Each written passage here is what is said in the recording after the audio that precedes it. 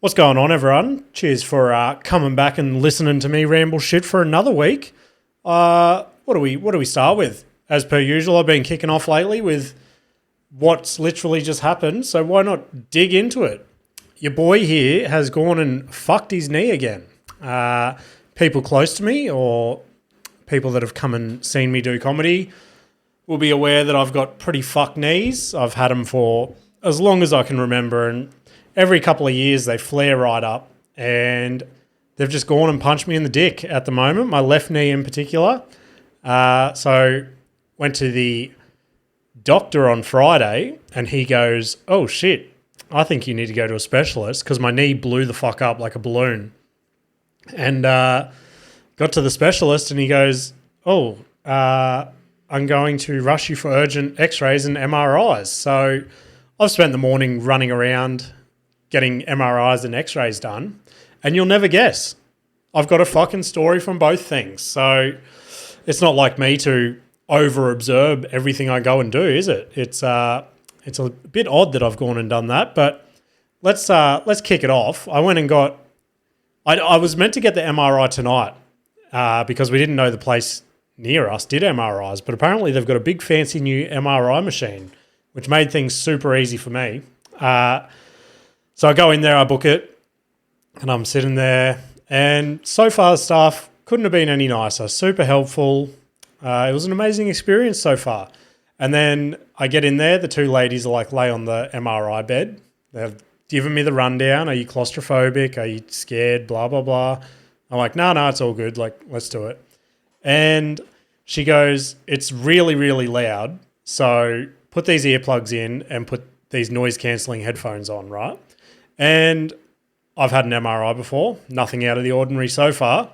So I put these things on, and you'd think for like such a big imaging establishment, they'd be able to afford like some decent headphones. Like these headphones I've got on now are like $120 or something, right? But the headphones that she put on, I don't know what the fuck they were. They were like from the 40s or something. They were super old school and just like static as soon as she put them on. Anyway, she goes, "What sort of music do you like?" And I'm like, "Oh, I'm open to anything really. Just whatever you've got on there, just hit play and I'll listen to it." So sure enough, she goes, "Okay," positions me on the bed. So I'm laying on the bed and I'm like, okay, I must be laying in the right spot. Otherwise she would have said something, right? So I'm laying there and she goes, "All right, are you ready, James?" And I'm like, "Yeah, good to go." Give her the thumbs up. And I start to feel myself getting sucked into the MRI tube, which, I don't know, for people that have had an MRI, it is a bit of like an intimidating experience in a way. I don't even know why. Like, I'm not super claustrophobic, but there's just something confining about it. I don't know. I'm not keen on it, but I'm fine with it in a way. Anyway, I start getting sucked into the tube, and then I feel my right foot just brush the edge of the tube, and I'm like, "Oh shit, I better," because I was going in with like my feet splayed a little bit. That's just how I naturally lay, I guess. And I'm like, "Oh shit, I better straighten that right foot up. I must be a little bit too close to the right." Then I keep going in, and then I start to notice that my thick white boy waist just starts to scrape the side of the MRI tube as well. And I'm like, I think I am offset to the center of this MRI thing. And when you've got a brain like mine that overanalyzes everything, guess what I thought about the entire MRI as the whole right side of my body just scraped down the white tube as it sucked me in. So yeah, that was a little bit annoying. The next thing is they put these beautiful little pictures on the ceiling for you to stare at, right? And this one in particular it was like an image of these trees with these like pink blossoming flowers, and I'm like, cool, this is what I get to stare at for the next 20 minutes. But I'm zoned out. I'm staring at the picture. I'm like counting the pieces of bark or whatever fucking other autistic shit I'm doing. And the machine starts up, and again, if you've had an MRI, they are loud as fuck. And I just hear this thing roaring and spinning and fucking beeping and shit. And I notice I don't have any music playing, and I'm like, "Oh, that's weird. She said she was going to put some music on for me. I hope that this doesn't damage my hearing just listening to this machine roar in my ear." So I lay there for another, like, let's say 3-4 minutes. And I'm like, there's still no music playing. And I think I'm suffering long-term hearing damage. But then the music kicks in. And I don't know what fucking playlist she had on.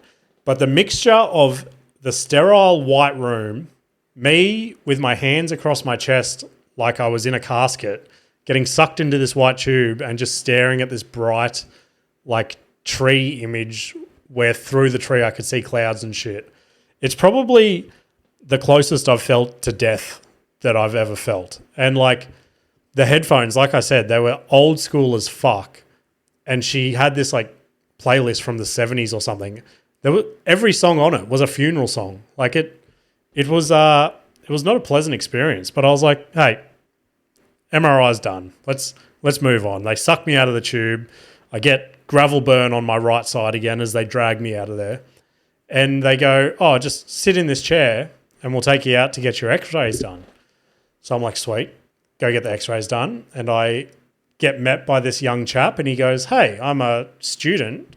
This will be sort of my first time doing x-rays and things like that. I'm like, yeah, that's cool. Like, no worries. We all got to start somewhere. So he takes me into this room. And I've never had this before either. I've never had a standing x-ray. So it's always been laying down and things like that. But because he was a student, he was like overly explaining everything to me. He's like, oh, the specialist wants you to get it done like this so he can see the load bearing on the knee, blah, blah, blah, blah, blah. I'm like, makes sense. You do your job, buddy. You're all over it. This is what you get paid to do. I get paid to... Well, I don't get paid to do this at the moment, but I would like to think that I get paid to come into my garage every week and tell stupid little dick jokes. But anyway, I'm like, you do your thing, bud. Let's go. Let's make this happen. So I'm standing there. He's repositioning me. We do the front x-ray first. Bang, done. He's like, all right, can you turn around now? And this is where it started to get a little bit weird, but I'm like, hey, you're the professional, buddy. You tell me what to do. So he goes... I need you to squat down and then hold this so that you don't fall over. So, did I say spin around? So at the moment, my ass is facing him, right? So I've spun around and he goes, squat down and hold this. So I'm holding this bar in front of me and I'm squatting down and he's like, I need you to stick your bum out further. And then he just kept saying that until it felt like I was in a full doggy style position and this dude was about to pound me for fun. But he's like, oh, just hold it there. And I was waiting, but he did not enter me, luckily enough. I'm not sure if my referral didn't cover that or something like that, but he went back, he took his shot. And then this is the next part. This is where I felt a little bit bad in my own self. He goes, all right, I need to take an image from the side now, right? And because he's a student, there was an experienced X-ray technician or whatever the fuck they're called off to the side, like monitoring him, assessing him. I don't know what the fuck they were doing, probably teaching him. And he goes, all right, now I need to do a side one. And he's setting me up in this weird, I guess you could call it like a lunge position if you're familiar with lunges. So I sort of had one knee up and then the other knee was sort of dipped down to the ground, right? So he could X-ray it. And this dude starts positioning my right knee in front of the light of where the X-ray is. And I'm like, that's odd. But again, you're the professional. Who am I to judge? So I let him do his thing. He positions me. And then I'm lunging down on my sore knee, which hurts like fuck. And I'm holding it for him to make his life easier. And he starts squeezing my good knee that's in front of the X-ray light.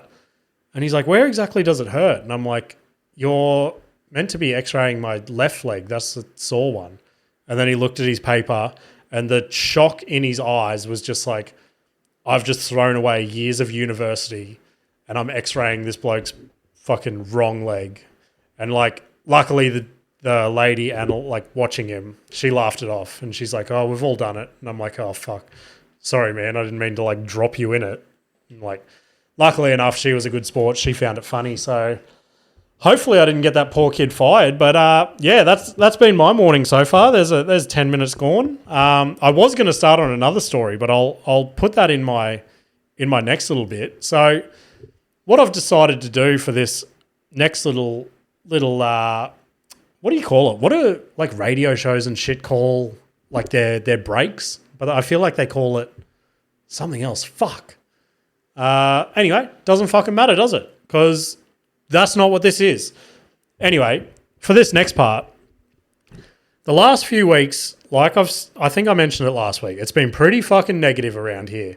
And to be honest, the last 4 weeks, I have not been my happy, joyous self wanting to do anything in life, really. I've been really down in the dumps, to be honest.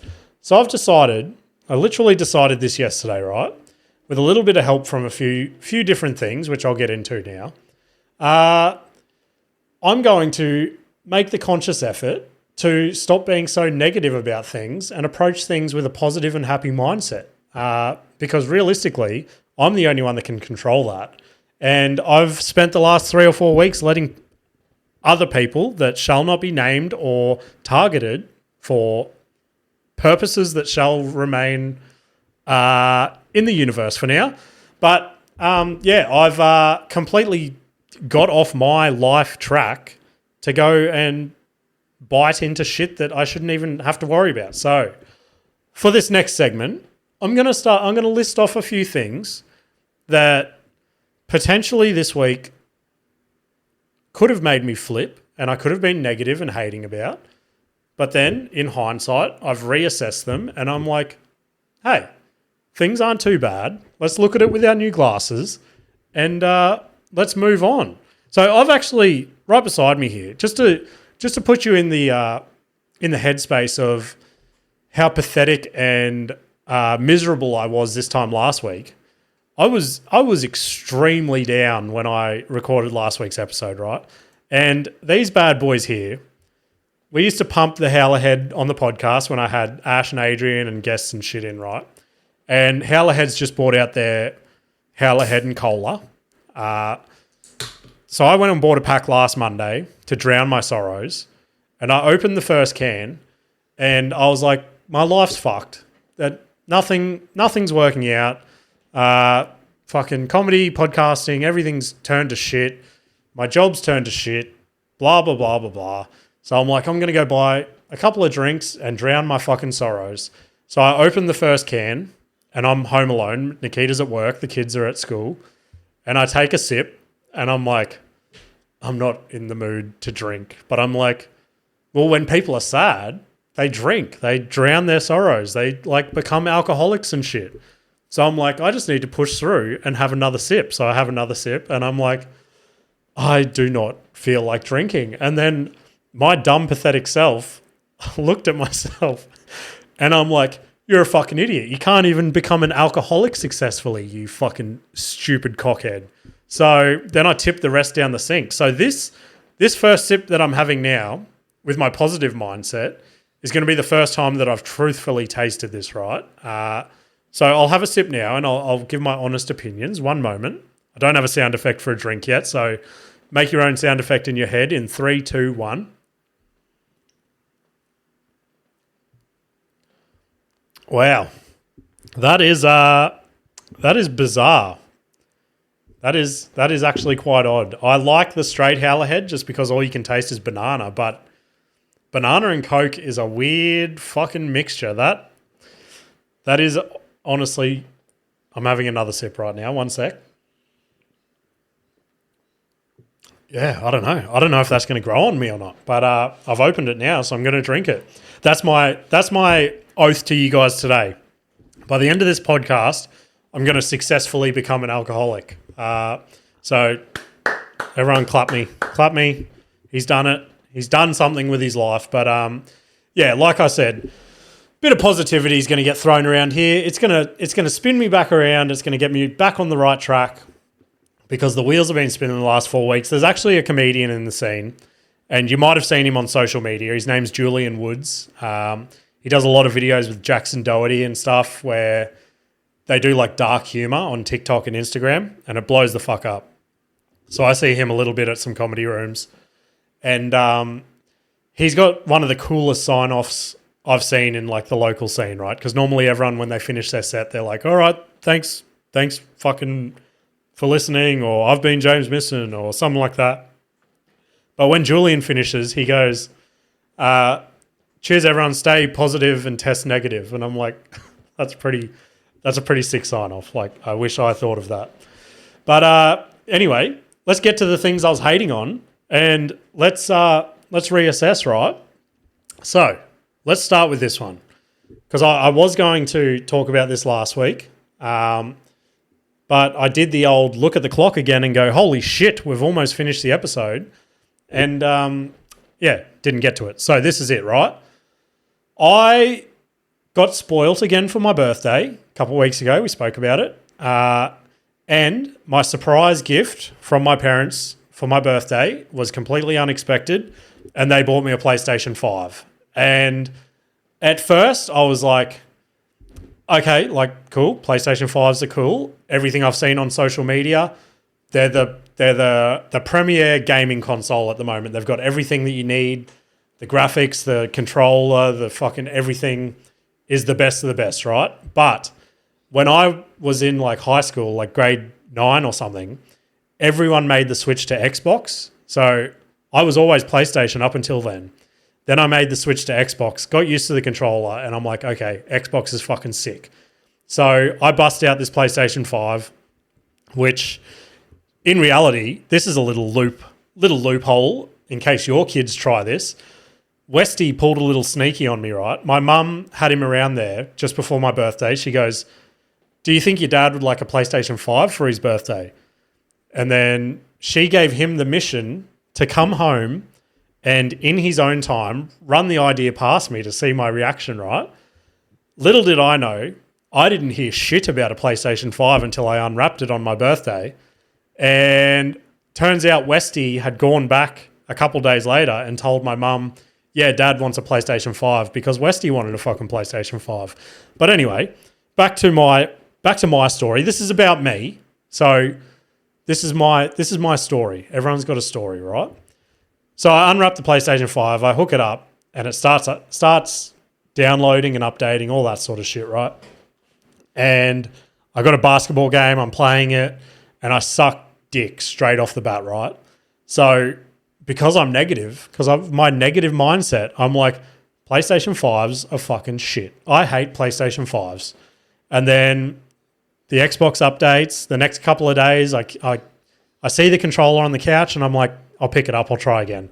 Playing it, nah, I still suck, fuck this, why isn't the ball going in the hoop? If this was an Xbox, I'd be swishing threes all day because I'm a gaming expert, right? A few days later, I go, all right, how about I do this, right? I'll give PlayStation 5 one more chance. This is the last chance I'm going to give it.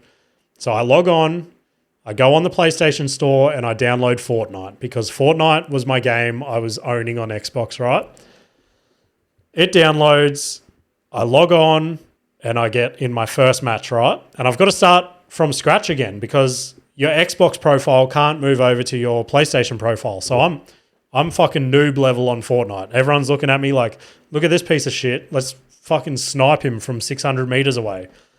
So I log on and I don't want to brag or anything, but my first attempt at Fortnite on a PlayStation 5, someone over here got Victory Royale, which for those that don't play Fortnite means I beat 100 people to become the champion on Fortnite. So turns out PlayStation 5s are pretty fucking cool because now I'm just owning Fortnite. And now I've got the controller down pack.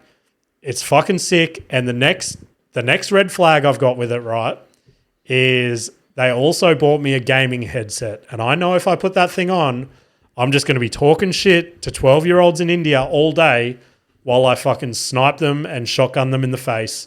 But I'm holding off from the headset from now. I might donate my headset to Queensland X-ray for people not to have the privilege of listening to AM radio.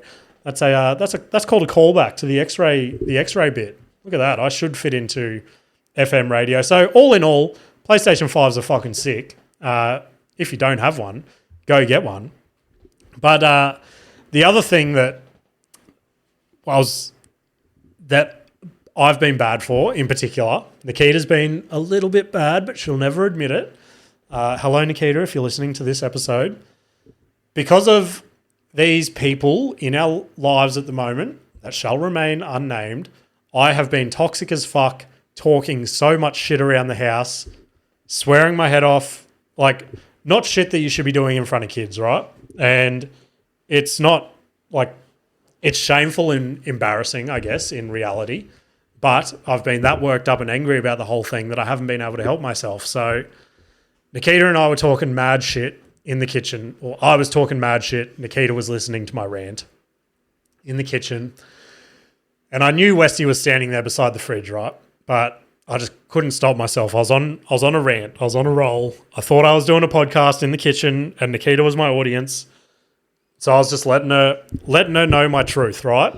And hang on. I've lifted my seat this week, so hopefully it seems like the mic's getting picked up all right, but sorry if it's not. We'll fix it for next week. I'm talking shit in the kitchen, and then I said something like, I don't give a fuck. He's just a fuckwit and I don't want to talk to him, or something like that. And out of nowhere, behind the fridge pops Westy, our 7-year-old, and he pipes into the conversation and he goes, yeah, by the way, he's probably got diabetes.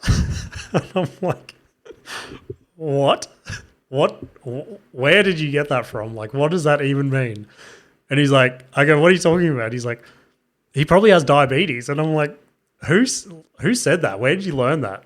And like, the only person we know that has diabetes is my dad. So I'm just assuming he's heard diabetes around there somehow. And he's like tied it into however that conversation was going. But didn't really make sense. But it triggered me into my positive mindset that I now have. And it just made the whole thing funny. So appreciate that, Westy. Thank you very much. But yeah, that's been so here's a big reason for the positive mindset, right? So I've got another couple of things to get to that I could have been negative about, but I guess all this has stemmed from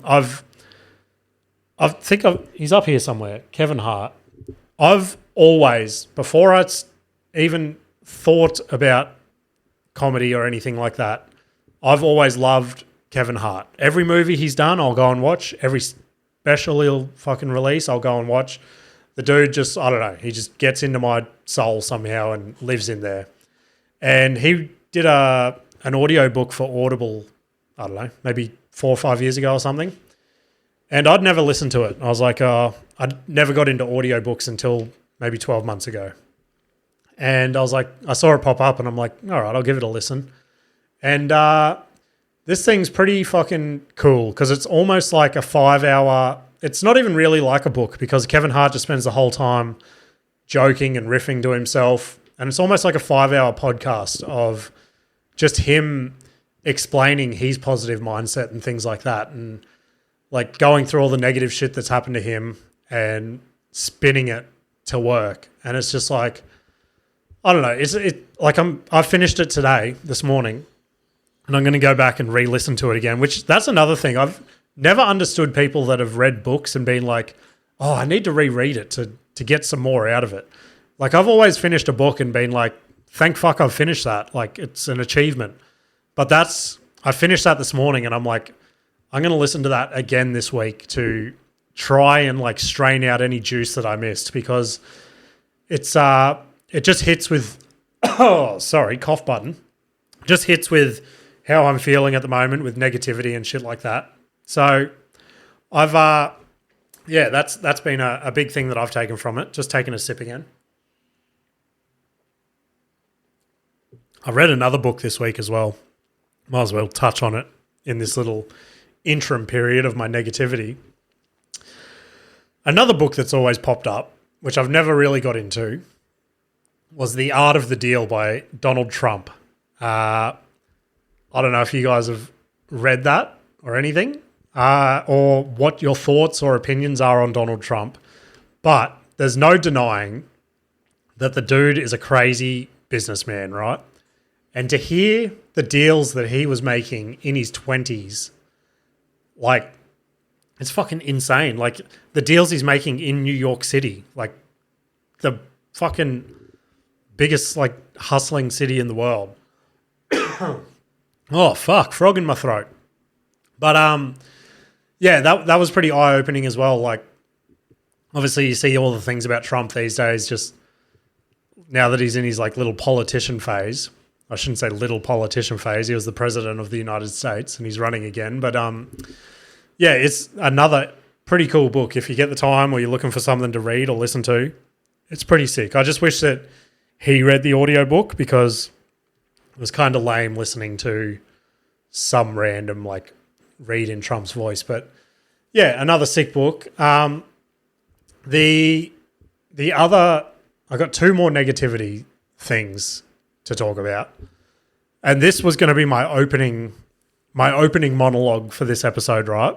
Was going to be, I went to the gym this morning. Even though I've got a fucked knee, I'm still trying to get to the gym and move my body because I took one day off on Friday or Saturday, whenever it was really bad.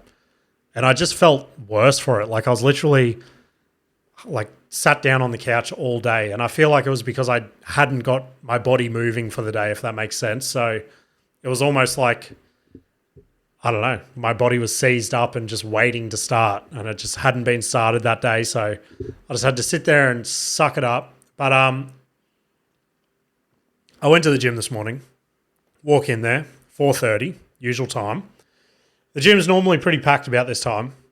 Everyone's trying to hit the gym before they go to work. Makes sense. That's why I do it. And as I walk in, this is the first time I've seen it, right? So if you could imagine, big commercial gym. It's a Good Life gym. So Good Life Health Clubs. You walk in, there's normally about 30, 40 people working out this time of the morning. And this is the first time I've seen this guy here. He's on the leg press, which again, doesn't make sense for this. He's on the leg press with his shirt off. And I was like, what the fuck is going on here? Like, why? There's 30 other people here that are probably looking at you or feeling as uncomfortable as I am with you working your legs out with your shirt off. And this dude, you're probably thinking, okay, if you're fucking jacked, why wouldn't you show it off? I agree. If I walked in and I saw The Rock with his shirt off, hey, you do you, mate. Just like the X-ray apprentice, you do your thing, mate. I'll sit here and I'll watch you. But this dude had a pretty ordinary body, to be honest. There was nothing, he wasn't like defined or even big. He was just a regular fucking dude. But yeah, he found the need to take his shirt off and walk around the gym in front of everyone with his shirt off. So I'm keen to see if he's there again tomorrow or whether people's stares and little laughter to each other had scared him off. But sometimes I wish I had that level of confidence. It would be nice. I'm really tempted to fuck with this mic arm on the fly and lift it up a little bit. Let's hope. There we go. That feels better. That even sounds better. I hope that sounds better in your ears. But yeah, like I said, I lifted my chair this week, so bear with me. The last thing, right, and this one grossed me the fuck out. Nikita and I went to Woolworths yesterday. We dropped the kids at mum's house just because groceries are fucking a million times easier with no kids. Just get in and out. You don't have to deal with them ripping shit off the shelves, throwing tantrums, fucking chasing each other up and down the aisles. So we get to the shops just as like a fucking kidless mum and dad. So we're loving life. We're happy as. We're going up the escalator. And all of a sudden, we see these kids running down the other side of the escalator, screaming, having fun, doing exactly what our kids would have been doing if they were there, right? And all of a sudden, I'm talking to Nikita, and I notice it before she notices it. I see this kid dart through her legs, like squeeze through her legs because her legs were somewhat together. And I don't know how I saw it before she felt it. Or maybe she was just in shock because she didn't even realize until he was like running back up. And then we just turn around and his mum is just like, the poor lady just looks so frantic and stressed chasing these kids around. And she's like, I'm so sorry. And like Nikita was obviously like, oh, it's fine. I know how it is. Which might have sounded weird to her considering we didn't have kids with her. But with us, she's probably like, how the fuck would you know what it's like for me to chase kids? But yeah, I think Nikita was just trying to do the nice thing. Anyway, that was the least of our issues, right? I get to the top of the escalator and I'm like, fuck, I'm busting for a piss. I'm going to go to the toilet. I'll meet you in there. You go get started. So like most grocery shops, as soon as you walk in, you hit the fruit and veg, right? So Nikita's done her shopping in there. She's got to the back of the fruit and veg section. Now she's at the meats. And as I've walked in, I see this lady who doesn't quite look well presented. Let's put it that way, right? Maybe for her, it was a good day. But for me, being a judgmental piece of shit, she could have put a little bit more effort in. But I walk past and this lady is in the grape section and she has 3 bags of grapes beside each other, right? And I assess this lady as I'm walking towards her and about to walk past her. She's getting all the like gross looking or like rotten grapes out of the bag that she's eventually going to take, putting them in the other 2 bags, and then she's picking grapes out of the other 2 bags, like good grapes, and putting them in her bag. And I'm like, that is fucking disgusting that now somebody's going to come and buy those 2 bags that you've just put your grape defects in with no awareness that you've had your grubby fingers all over it. I almost wanted to go and buy the 2 bags of grapes so no one had to go through it. But money's tight. Money's tight. I might need knee surgery. So sorry to whoever bought those bags of grapes if it was you. But anyway, I get back to Nikita at the meat section. The first thing I notice in the trolley is a bag of grapes. And I'm like, oh no, there is no way that this is happening to me right now. So I said to her, I go, can you please look over there and see that lady at the grape station? Was she there when you got this bag of grapes? And Nikita goes, I'm pretty sure I was the only one there when I got these grapes. And I'm like, how sure are you on this? Because I've seen this disgusting lady do some pretty horrid things and I'm not going to be eating these grapes this week. But she reassures me that I guarantee this is what's going to happen. I'm going to finish that bag of grapes on the couch tomorrow night and she's going to look at me and smile and go, that lady handed me this bag of grapes. So that's probably how that's going to go down and I'm going to fucking get back into my negative mindset. There's nothing positive about eating moldy, yucky, rotten grapes. Fucking hell. But yeah, there was a little bit of, so another big thing is like gratitude and shit like that I'm trying to do. And this is something that, again, in that book I was listening to, Kevin Hart's one, there's always an argument that Nikita and I have, right, of I'm always like chasing the next thing. Like I'll get somewhere and I'll already be thinking about the next thing, right? And for me personally, it's like, okay, that makes me like I want to keep achieving goals. I want to keep progressing sort of thing. But to Nikita's like the most chilled out. That's not true, actually. She's the most anxious person I've ever met. But when it comes to cars, houses, materialistic shit, let's say materialistic shit. When it comes down to that, Nikita will literally, she'll wear clothes from Kmart. She'll wear shoes from Kmart. She'll, like if you went and bought her a pair of Nikes, she'd be like, oh shit, we have to return these so I can go and buy 12 pairs of Nike shoes, 12 pairs of Kmart shoes. Whereas I'm like, okay, this pair of Nike shoes is going to be so much more comfortable on my feet. And it's also, they're going to last longer. And it's probably going to be better for my body with the way that they've been like scientifically manufactured for the arch and shit in your feet. Whereas I feel like Kmart shoes are probably just slapped together, get them out the door.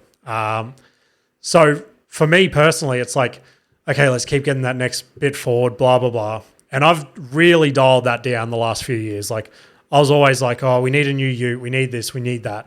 And at the moment, Nikita's like, you need a new ute. And I'm like, nah, I don't need a new ute. Like that scares the fuck out of me at the moment to go and buy a new ute. The way utes are priced at the moment is fucking ridiculous.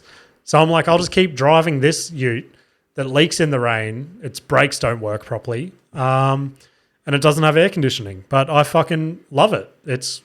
I don't know what it is, hey? Like if I drive an old manual ute, like my dad's ute, my dad's got like, I don't even know what it is. It's like a 2000 Triton or something like that.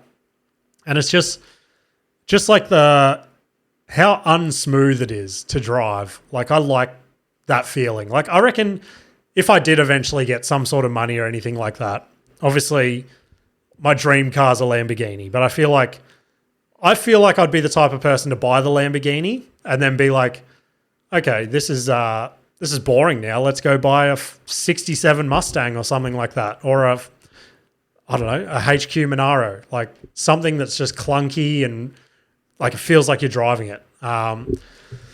Anyway, I don't know how the fuck I got on that tangent, but anyway, back to the gratitude thing, right? The kids were out in the backyard yesterday, and Nikita took the washing baskets out to the back table to fold the washing while she was watching the kids. And we've got, like, our backyard's just a fucking mess at the moment, right? There's dirt everywhere, blah, blah, blah. It's a construction zone. Let's call it that. So the kids are making the most of it, and they're digging holes everywhere. They're building shit, which is sick. That's what little boys should be doing. And yesterday they took it upon themselves. They watched the episode of Bluey where they build a pond. So now they've decided to build a pond in our backyard. And it's kind of cute. They've got their shovels out and they've dug this, like, it's barely a pond. They've put a divot in my yard that they're calling a pond. They built like a little bridge over it with some old wood that I had laying around and shit. And they fucking love this thing. They're obsessed with it, right? So while Nikita was folding the washing, I was like, I'll do the vacuuming and mopping inside. So that's another job done and we can just chill out for the afternoon. And there was a moment where Parker's room has a giant window that just overlooks the backyard, right? And there was a moment where I was vacuuming in there, and as I looked up out the window, like, this is probably the gayest shit I've ever said, right? So please, nobody judge my sexuality when I say this. As I looked out the window, I saw my two sons covered from head to toe in mud, digging this, what can only be described as a pathetic hole in my grass.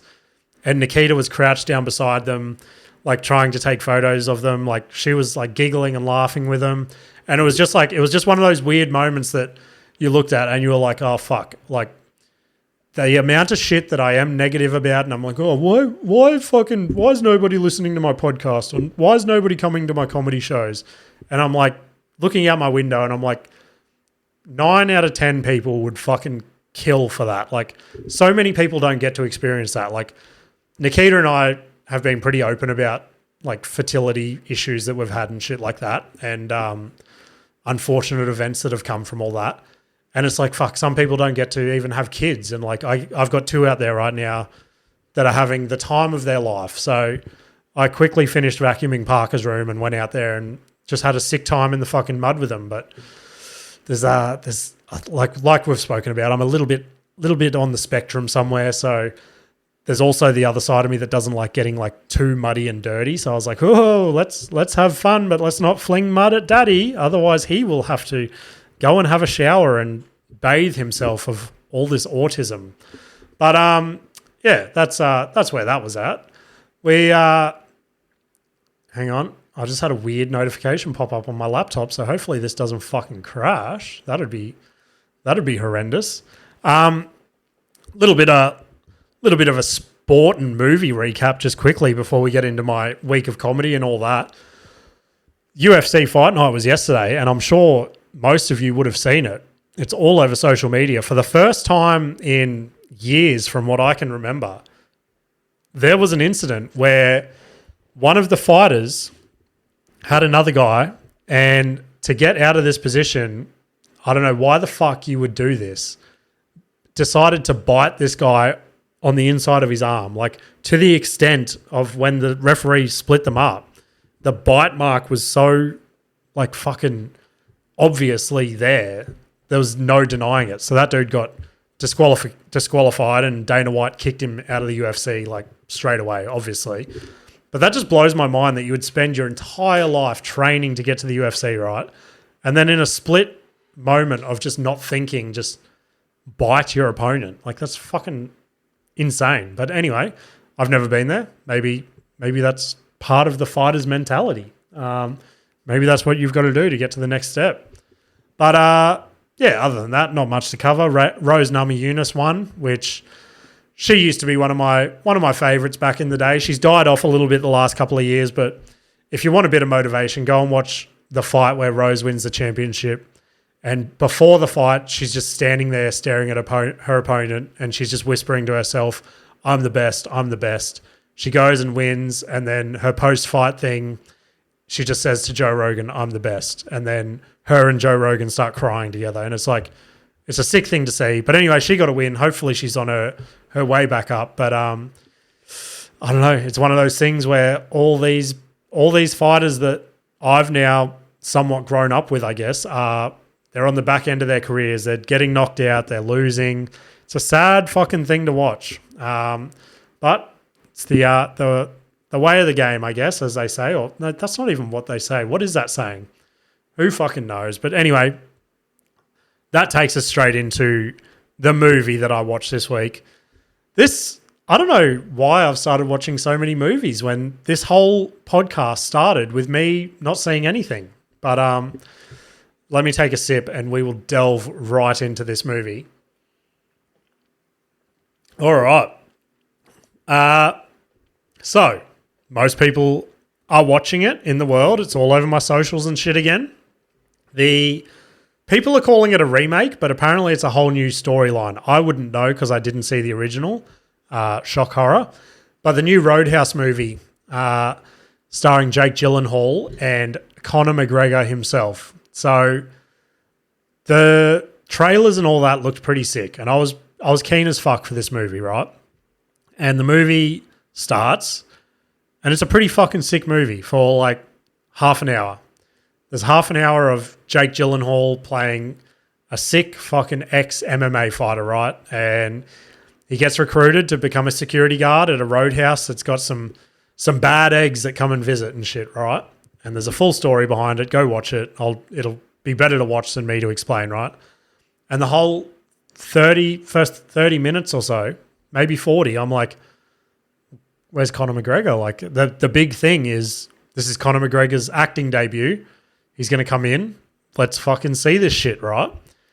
And around the 30, 40-minute mark, we finally get to see it. And I don't know, I was enjoying the movie, but as soon as Conor came on the screen, it was jarring. It was distracting. That's the word. It was very fucking distracting. But once I got used to Conor being on the screen, it went back to being a good movie. So I feel like if you watch the movie and you didn't know who Conor McGregor was, you'd probably be like, holy shit, that dude is playing that character so well. When in hindsight, Conor McGregor is literally playing himself on the screen. Like the smart ass fighter, just everything someone says, he's just got a cocky, arrogant comeback to it. And it eventually spun back around. It got funny again, but it was actually a fucking sick movie. Like the amount of jokes and shit like that in it was, as well as like action and all that. And the fight scenes were just like, they were pretty crazy, to be honest. And I watched an interview with Jake Gyllenhaal who said, as he was going through the fight scenes, Conor McGregor would stop the filming and be like, and teach him how to like throw a punch more convincingly or something like that.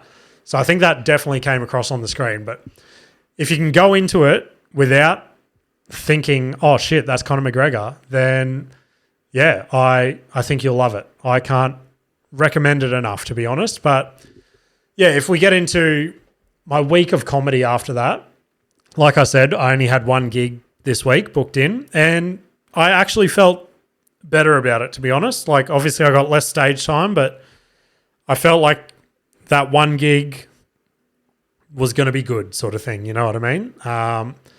And I don't want to blow the story by that sentence right there, but I got to the gig and there was maybe 10 people there, right? And the big group at the gig was a family of 6.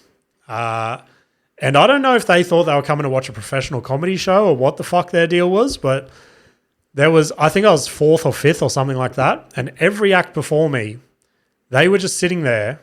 They were snickering to themselves. They were laughing to themselves about like maybe the punchline wasn't as good as what they were hoping or something like that. Like I thought that they were going to come and watch Dave Chappelle in the Valley or something like that. But it was a little bit irritating, to be honest. After the second act, two of the people in the family are like, I can't do this anymore, and literally left. And I was like, oh, fuck, this is sick. Then it was my time to go and get shot. So I get on stage and I was like, did my first two jokes to literally fucking nothing. And I was like, this is fucking sick. This is so great. Tried another Old Faithful. Didn't really work. And when I say that, there was small giggles in the room, but I don't know. Like, it just sucks because I know those jokes work. I've done them, I don't want to say hundreds, but it probably is close to hundreds of times now. So I know they work in rooms. So it was like, oh, this sucks. Like, because if you're not liking my shit that works, you're definitely not going to like this new shit that I've like dabbled in. So after my third joke, I was like, these cunts aren't going to care what I'm going to say anyway. So I literally threw out there from the podcast. The podcast has come in and saved the day. That first premature premise I threw out there of the evolution joke. So luckily the act before me, he did a little joke about evolution. So I was like, oh, blah, blah, blah. I was talking about evolution before. And then I did the little evolution premise concept. And it was crazy that literally a premise that I haven't even finished a tight joke for yet got my biggest laugh of my set. And I was like, fuck that. It was good to know that, okay, once I finish that, that's going to be a sick joke. But then it was like, oh, now I got to go back to the old classics. And yeah, it just fucking plummeted straight down to the earth again as soon as I got back to the Old Faithfuls. So the only thing that worked on the night was literally a little 30-second one-liner that, yeah, made the crowd get on my side. But that's all I had for comedy this week. My premature premise, this is probably something I'll never use on stage, right? And I said this to Nikita, and she's like, you're a fucking idiot, and that is not funny. But I thought it was so funny when I thought of it, right? So I was in the backyard. We've got a basketball hoop in the backyard. I'm playing a game with Westy, and he gets a shot in from a fairway back, and he just yells out Kobe, which is it's a pretty popular thing. Like, we used to do it when I was a kid, right? You'd people shoot imaginary basketballs and they're like, oh, Kobe. And it's like, that's just what you say if you make a shot, because Kobe used to be the king of like the fadeaway shot, right? So let me take a sip before I give you this prime joke, right? And then again, this is probably nothing I'll ever say on stage, because I'm not a one-liner comedian, and this is actually a shit joke. It's so shit that it made me giggle. And I was like, well, I need to put it out somewhere. So I figured I'll use it as my premature premise this week. So I haven't written a tight joke for it yet, right? And it's literally only the punchline that I find funny. So there could be a better lead up to it. But it's more or less, I've used Michael Jordan for this, okay? I just need a famous basketballer that everyone knows and can relate to. So I've got, when Michael Jordan renews his PDF reader on his computer and it finishes downloading, do you think he shoots an invisible basketball and yells, Adobe? Oh, fuck, I can't believe I just said that. So there's probably going to be, because I said that to Nikita and she looked at me so confused, and I had to explain to her the whole Kobe thing, shooting a basketball and being like, Kobe. And then on the other side of that, when she still didn't understand it, I had to explain to her that Adobe is a computer software that they don't just do PDF readers. They do a multitude of things. But again, the most popular Adobe thing is their PDF reader. So tried to make it relatable. Once I explained it to her, she goes, that's the stupidest fucking thing I've ever heard. So I don't know. Let me know. Let me know what you think. Maybe next time I'm bombing, I'll pull that one out and I'll let you know how it goes. But our little motivational clip of the week. This is a long one, but it fits in to everything I've spoken about this week, right? And it's actually like, it's another video that I watch so many times when I'm feeling down or fucking lost or whatever. And it fits in because this is the video that Joe Rogan and the Mothership. So the Mothership is Joe Rogan's comedy club that he's opened in Austin, Texas. It is literally the place that every comedian who's trying to become something, they want to perform there. And if I ever got the opportunity to go to America, I would be sleeping outside the mothership every fucking day, just trying to get a spot on their open mic night or on Kill Tony or something like that. But yeah, so they just had their first birthday and they released this video when they opened this time last year, and it's of Bill Burr talking over like a drone shot of like a mothership tour, right? And it's just Bill Burr talking about chasing a dream. So it does go for a couple of minutes. So if you don't want to re-listen to it or whatever, then fast forward. But I think it's fucking sick. So let's go. There's no way you lose when you go after a dream. You don't. It always leads to something better. Always. All right? Starving artist. I slept on a futon until I was 36. I don't fucking regret any of it. I was dating this woman, and I said I had a spot I had to go do, and it paid $8 at the comic strip during the week. Tuesday night, I went down there, and I came back. I tried out a new bit, and I was doing and afterwards, I was at home in my apartment, and I was doing this silly dance in the kitchen because I had a new bit, and I was psyched because I had gone through this period where I wasn't coming up with any new material. And she was laughing, and then she got a sad look on her face, and I said, "What's the matter?" And she said, "I wish I had a job where I only got paid $8, yet I came home and I did a silly dance in the kitchen." The responsible thing to do is to listen to your heart. It wasn't hard to work at the shitty job because I was always thinking about the exciting job I was going to do afterwards. And every night that I just went up on stage, and if it just went moderately okay, I couldn't believe it. I have to be honest with you, like, I couldn't fucking believe that I was actually doing it. That I had a dream and I was making it happen. And I still remember the first time I really went on stage and I actually got in the zone for what was considered a zone at the level comic I was. And I only was in the zone for about 8 seconds. I was at Nick's Comedy Stop in Framingham on Route 9. It doesn't even exist anymore. And I just got on this roll of laughter that I was actually able to pause and fucking be in the moment and enjoy it rather than being like, "Oh my God, what's my next joke? What's my next joke?" And that fucking feeling can carry you through a fucking shitty job for a week. Freddie Stone, the excitable boy, that's what he went by. I did a room for him and he gave me $5 gas money. I'd probably spent 10 to get there, and I couldn't fucking believe it. And I was like, I did that and they gave me this. I couldn't fucking believe it. At what point, just listen to the sound of my voice as I'm talking about this. Have you ever had that level of excitement doing any other fucking job?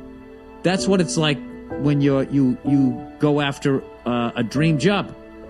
So nothing is worse than not going after it. Boom, there we go. Spoken by one of the greats, Bill Burr, up on the wall as well, right there. He's definitely another person that I'm taking a page out of his book at the moment, because if you know Bill Burr from back in the day, or you watch any of his earlier specials, his whole style was like just ruthless ranting of just negativity, just spitting venom, right? And you listen to him now and he's just this calm, relaxed man. Like, he'll still have his outbursts.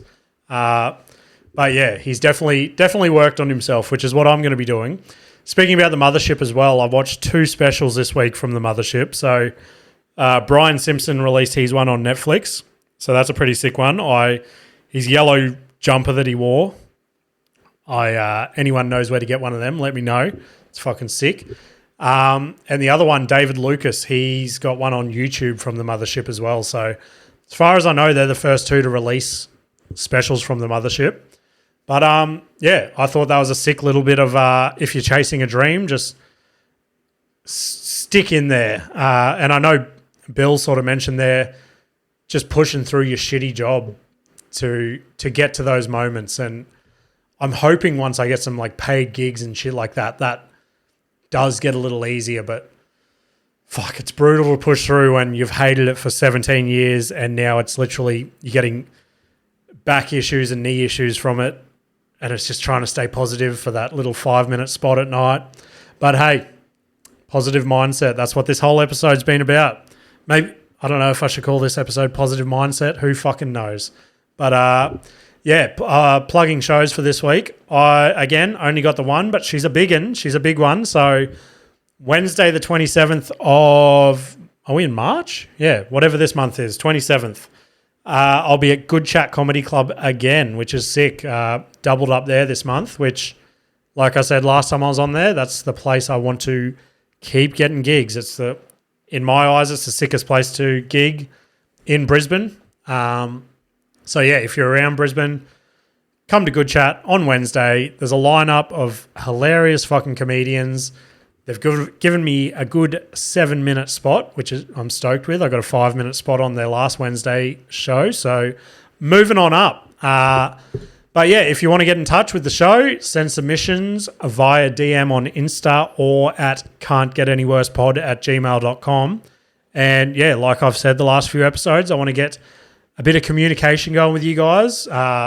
See what you guys are up to. See what you guys want me to fucking talk about, rant about, whatever. Otherwise, I'll just keep coming here every week, talking about my dick, talking about awkward shit in my life, and you guys can sit there and hopefully it helps you get through your workday or whatever the fuck you're doing when you listen to this.